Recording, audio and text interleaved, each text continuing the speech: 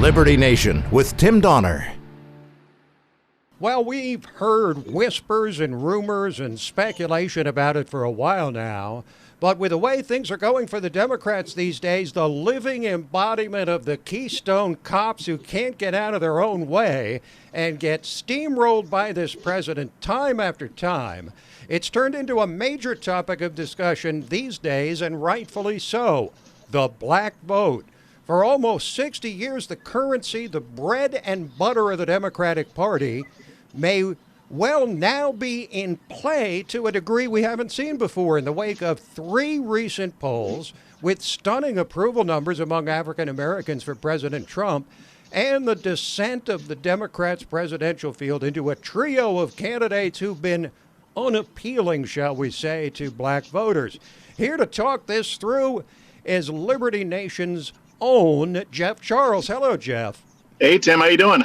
I'm doing well. So I got to ask you a question. When President Trump spent $10 million on a Super Bowl ad, the first one he put up 2, but the first one, the very first one that, 100, 200 million people saw was about Alice Johnson, a black grandmother that he released from prison after 21 years. He could have put up an ad about immigration or the wall or the economy or jobs or whatever, but he chose this.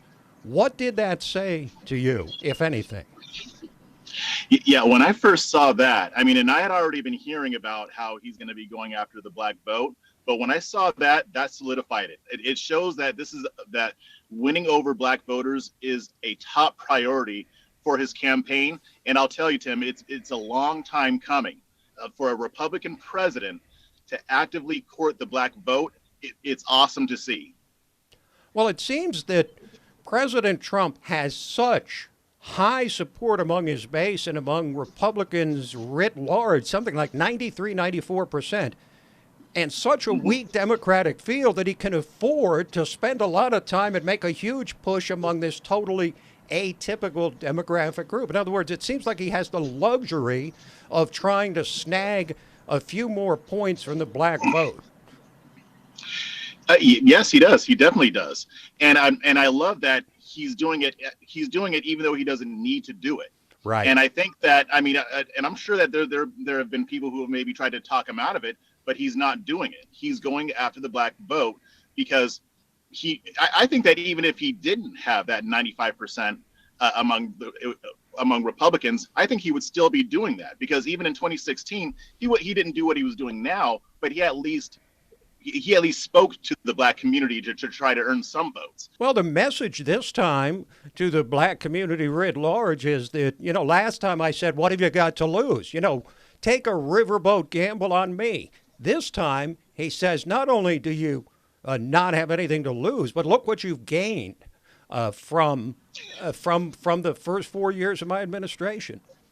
Emerson and Gallup and Rasmussen, that's 3 prestigious, credible polls, all put Trump's approval above 30% among black voters. Now, should we expect him to get anything near that number in November? And more importantly, perhaps, Jeff, what percentage would you consider to be the threshold number, the point of no return for the Democratic Party?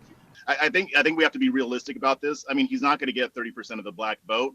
I would put it anywhere between 10 to 15%, because he's going to be doing these campaigns. He's actually talking to black people and not just talking about black people.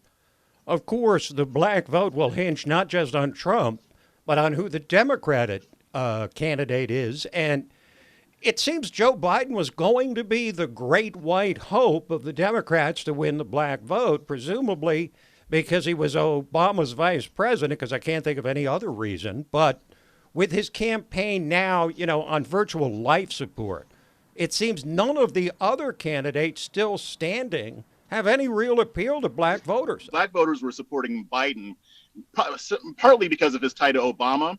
But a recent poll came out showing that black voters, 58% don't even identify as liberal. 58% identify as moderate to conservative. Somebody like Sanders or even Buttigieg or Warren get the nomination, I think a lot are going to stay home.